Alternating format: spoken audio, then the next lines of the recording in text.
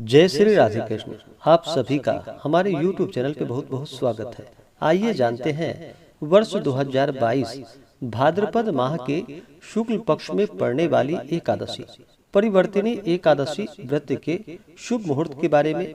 पारण क्या क्या समय होगा, पारण किस दिन किया जाएगा, व्रत कब रखा जाएगा, और फिर जानेंगे व्रत विधि के बारे में, नियम के बारे में, इस दिन क्या करना चाहिए नहीं करना चाहिए।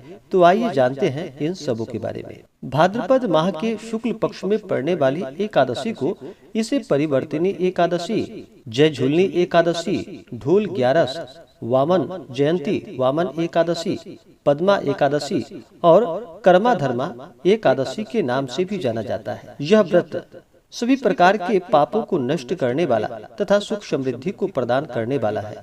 आप सभी भक्तों को परिवर्तिनी एकादशी व्रत की ढेर सारी शुभकामनाएं। आप सभी के जीवन में लक्ष्मी नारायण की कृपा से आप सभी को सभी प्रकार के सुख और समृद्धि की प्राप्ति हो। लक्ष्मी नारायण आप सभी के इच्छाओं को पूर्ण करें। हर माह के कृष्ण पक्ष और शुक्ल पक्ष की एकादशी तिथि के दिन एकादशी का व्रत किया जाता है। एक वर्ष में 24 एकादशी का व्रत होता है। अगर अधिक मास हो, मलमास हो, तो 2/26 एकादशी का व्रत होता है और हर व्रत का अपना अपना विशेष महत्व माना गया है। इसी प्रकार से भाद्रपद माह के शुक्ल पक्ष में पड़ने वाली एकादशी परिवर्तिनी एकादशी का अपना विशेष महत्व है। इस दिन भगवान विष्णु, जो कि चातुर्मास के दौरान करवट बदलते हैं, अपना अंग परिवर्तन करते हैं, इसलिए इस दिन को परिवर्तिनी एकादशी के नाम से जाना जाता है। धर्म ग्रंथों के अनुसार परिवर्तिनी एकादशी व्रत करने से वाजपेयी यज्ञ का फल प्राप्त होता है। पापियों के पाप के नाश के लिए इससे बढ़कर कोई उपाय नहीं है। जो मनुष्य इस एकादशी को भगवान विष्णु के वामन रूप की पूजा करते हैं, उनसे तीनों लोक पूज्य हो जाते हैं। इस व्रत के बारे में भगवान श्री कृष्ण ने स्वयं युधिष्ठिर से कहा है कि जो इस दिन कमल नयन भगवान का कमल से पूजन करते हैं, वे अवश्य भगवान के समीप जाते हैं। जिसने भाद्रपद शुक्ल पक्ष एकादशी को व्रत और पूजन किया, उसने ब्रह्मा विष्णु सहित तीनों लोकों का पूजन किया। अर्थात यह एकादशी का व्रत अनंत गुना पुण्य फलदायक है। इस दिन भगवान करवट लेते हैं, इसलिए इसको परिवर्तिनी एकादशी कहते हैं। जो भी जातक एकादशी का व्रत करते हैं, एकादशी व्रत करने के लिए व्रत के नियमों का पालन करना पड़ता है। जो भी एकादशी का व्रत करने वाले हैं, उन्हें दशमी के दिन से ही व्रत के नियम का पालन करना चाहिए। दशमी तिथि के दिन, जो कि शुद्ध और सात्विकता का पालन करते हुए, इस दिन दशमी तिथि के दिन सात्विक आहार ग्रहण करनी चाहिए। इस दिन तामसिक वस्तुओं का बिल्कुल भी प्रयोग नहीं करना चाहिए। मांस, मदिरा, लहसुन, प्याज आदि का प्रयोग नहीं करना चाहिए। दशमी, एकादशी और द्वादशी तिथि के दिन इन 3 दिनों संयम का पालन करते हुए भगवान का पूरे विधि विधान के साथ पूजन करना चाहिए। इससे पुण्य फलों की प्राप्ति होती है। एकादशी का व्रत, जो कि सभी प्रकार के पापों को नष्ट करने वाला होता है।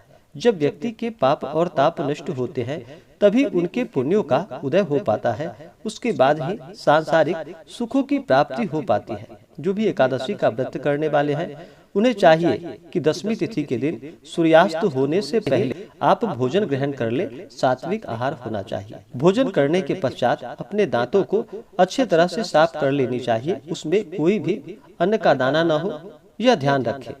और रात्रि में ब्रह्मचर्य का पालन करते हुए भगवान नाम का स्मरण करते हुए दशमी तिथि के दिन सोना चाहिए।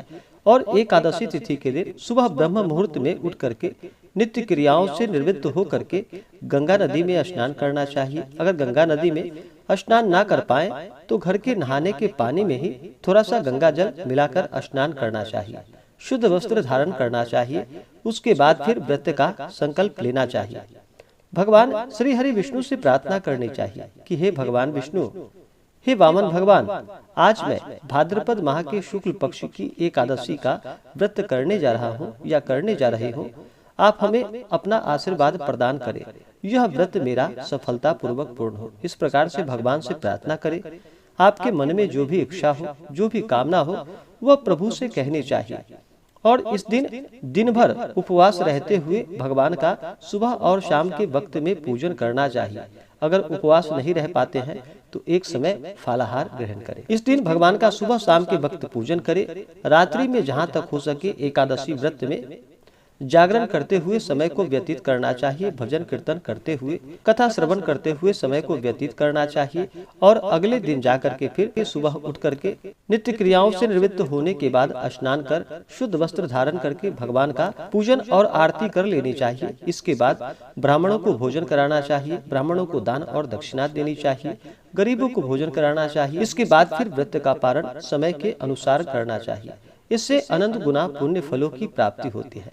तो आइए जानते हैं अब परिवर्तिनी एकादशी व्रत के शुभ मुहूर्त के बारे में। एकादशी का व्रत कब किया जा रहा है? एकादशी तिथि प्रारंभ समय जो कि 6 सितंबर 2022 दिन मंगलवार सुबह 5:55 और एकादशी तिथि की समाप्ति होगी 7 सितंबर 2022 दिन बुधवार को सुबह 3:05 पे। उसके बाद फिर द्वादशी तिथि है। तो हमें एकादशी तिथि में जो पूर्ण रूप से समय प्राप्त हो रहा है वह समय हमें 6 सितंबर 2022 दिन मंगलवार को प्राप्त हो रहा है। तो इस दिन परिवर्तिनी एकादशी का व्रत किया जाएगा और ऋषिकेश वाराणसी पंचांग के अनुसार भी जो कि एकादशी तिथि प्रारंभ 6 सितंबर 2022 दिन मंगलवार को सुबह 2:51 और एकादशी तिथि की समाप्ति 7 सितंबर 2022 दिन बुधवार को सुबह 3:05 पे। तो ऋषिकेश वाराणसी पंचांग के अनुसार भी इस व्रत को 6 सितंबर 2022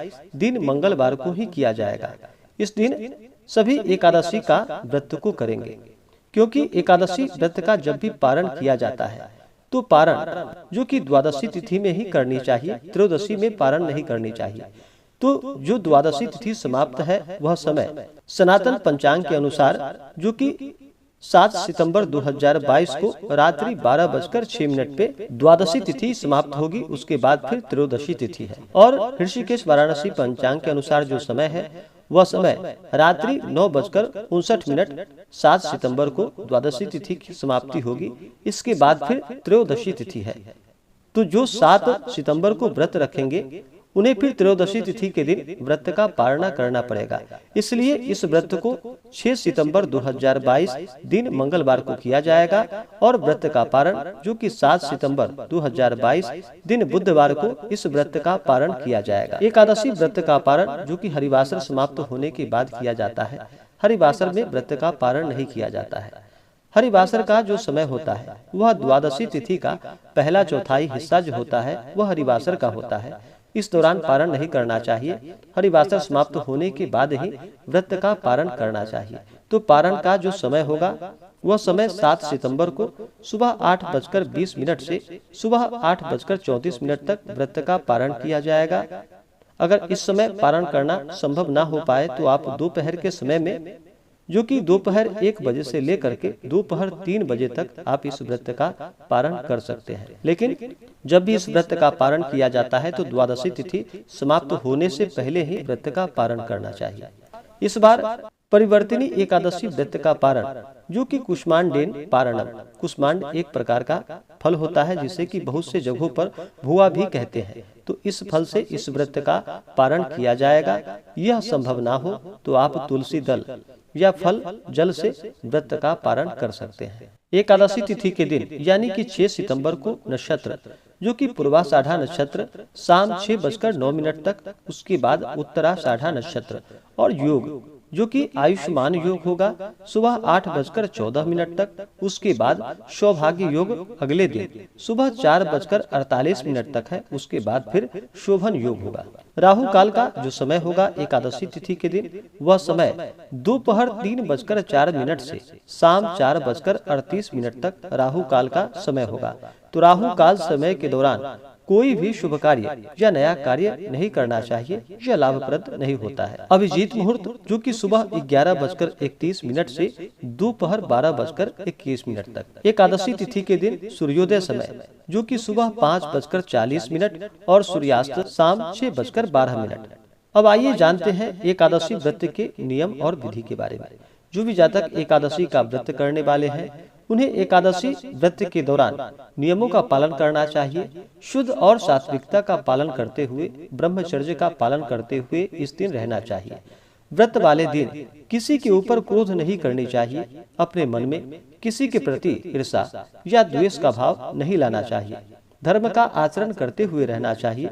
महिलाओं का भूलकर भी अपमान नहीं करना चाहिए।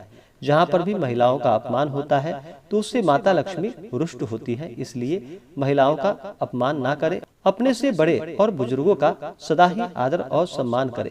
धर्म का आचरण करते हुए रहे। व्रत के दौरान ओम नमो भगवते वासुदेवाय इन मंत्रों का जहाँ तक हो सके जप करना चाहिए। झूठे और कपटी आदमी से जो कि दूर रहनी चाहिए। व्याभिचारी, मांस, मदिरा, पान आदि बिल्कुल भी नहीं करना चाहिए, अथवा ऐसे से संगति इस दिन जो कि यह निषिद्ध है, यह सब नहीं करना चाहिए। ऐसे लोगों से बचना चाहिए।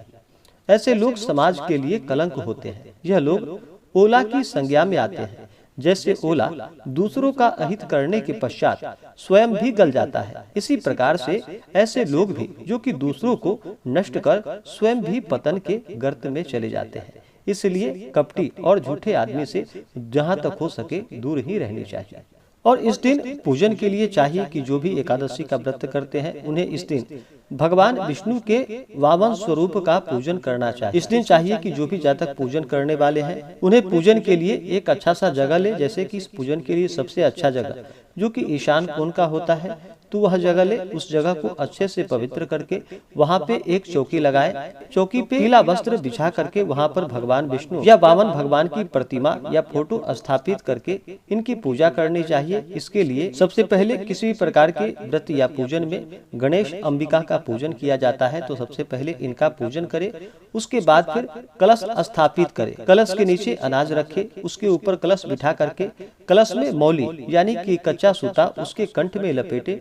उसके बाद फिर कलश में जल डाले, उसमें फिर पुंगी फल यानी कि सुपारी डाले, द्रव्य दक्षिणा उसमें डाले। उसके बाद आम का पल्लव डाले। उसके ऊपर से एक पूर्ण पात्र जो कि चावल से भरा हुआ पूर्ण पात्र हो वो रखे। उसके ऊपर से पानी वाला एक नारियल रखे और फिर इसमें कलश देवता का पूजन करे, वरुण आदि देवताओं का आवाहन करे, तीर्थों का आवाहन करे। इसके बाद फिर दिन में पूजन होने पर सूर्यादि पंचदेवता और रात्रि में पूजन होने पर गणपत्यादि पंचदेवता का पूजन करना चाहिए। इसके बाद चाहे तो आप चतुर्खष्टी योगिनी, खोडश मातृका और सप्तघृत मातृका का पूजन करें। इसके बाद फिर भगवान विष्णु, माता लक्ष्मी और इस दिन भगवान विष्णु के वामन स्वरूप का पूजन करें।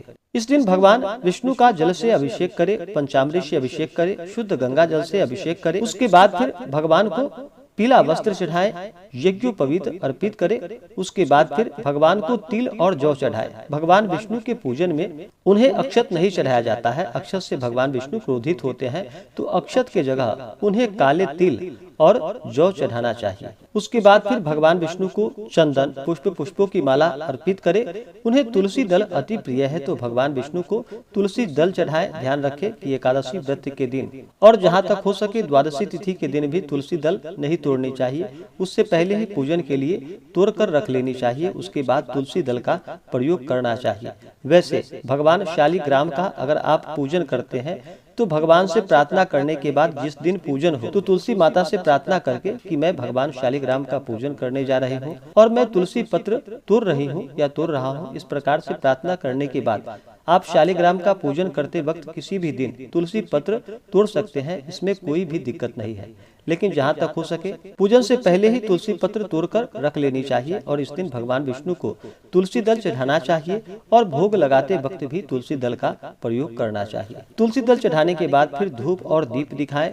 अनेक प्रकार का नैवेद्य जहाँ तक भी संभव हो आप भगवान को मिष्ठान आदि का भोग लगाए। ऋतु फल, केला, सेब आदि का भगवान को भोग लगाए। अगर बाजार से कुछ मिष्ठान लाते हैं आप खरीद करके तो उस पर थोड़ा गंगा जल छिड़क करके उसके बाद तुलसी दल डाल करके भगवान विष्णु को भोग लगाना चाहिए। उसके बाद जल से आचमनी करवाएं, फिर द्रव्य और दक्षिणा चढ़ाएं। पुंगी फल, तांबूल, लौंग, इलायची सहित भगवान को अर्पित करें। इसके बाद फिर माता लक्ष्मी का पूजन करें। माता लक्ष्मी का जल से अभिषेक करें, पंचामृत से अभिषेक करें, शुद्ध गंगा जल चढ़ाए, माता को लाल वस्त्र चढ़ाए, श्रृंगार की वस्तुएं अर्पित करें। उसके बाद अक्षत, चंदन, पुष्पों की माला माता लक्ष्मी को चढ़ाए। उसके बाद धूप दीप दिखाए। अनेक प्रकार का नैवेद्य अपने श्रद्धा भक्ति भाव के साथ अर्पित करें। नैवेद्य के बाद जल से आचमनी कराए, द्रव्य दक्षिणा चढ़ाए, पान पत्र, सुपारी, लौंग, इलायची के साथ अर्पित करें। इसी प्रकार से भगवान विष्णु के स्वरूप वामन भगवान का पूजन करना चाहिए। इनका जल से अभिषेक करे, पंचामृत से अभिषेक करे, शुद्ध गंगा जल से अभिषेक करे। फिर भगवान को जौ और तिल चढ़ाए, तुलसी दल चढ़ाए, पुष्पों की माला, चंदन आदि अर्पित करे, धूप दीप दिखाए, अनेक प्रकार का नैवेद्य अर्पित करे, जल से आचमनी करवाए, द्रव्य दक्षिणा चढ़ाए, मुख शुद्धि के लिए पान पत्र, तांबूल, लौंग इलायची के साथ में अर्पित करे। इस प्रकार से पूजन करने के बाद फिर कथा को श्रवण करना चाहिए। इसके बाद फिर आरती करनी चाहिए। इसी प्रकार से भगवान का इस दिन सुबह और शाम के वक्त पूजन करना चाहिए। जहाँ तक हो सके रात्रि जागरण भजन कीर्तन करते हुए समय को व्यतीत करना चाहिए और अगले दिन जाकर के फिर इस व्रत का समय के अनुसार पारण करना चाहिए। इससे पुण्य फलों की प्राप्ति होती है। तो आशा करता हूँ कि यह जानकारी आपको अच्छा लगा हो। ऐसे ही ज्ञानवर्धक जानकारियाँ प्राप्त करने के लिए हमारे इस चैनल पे अगर आप नए हैं तो चैनल को लाल बटन दबा करके सब्सक्राइब करें, साथ में बेल आइकन घंटी को दबाएं ताकि मेरे वीडियो का नोटिफिकेशन आपको समय से मिलता रहे। वीडियो को लाइक करें, शेयर करें, सुखी रहें और स्वस्थ रहें। जय श्री राधे कृष्ण। धन्यवाद।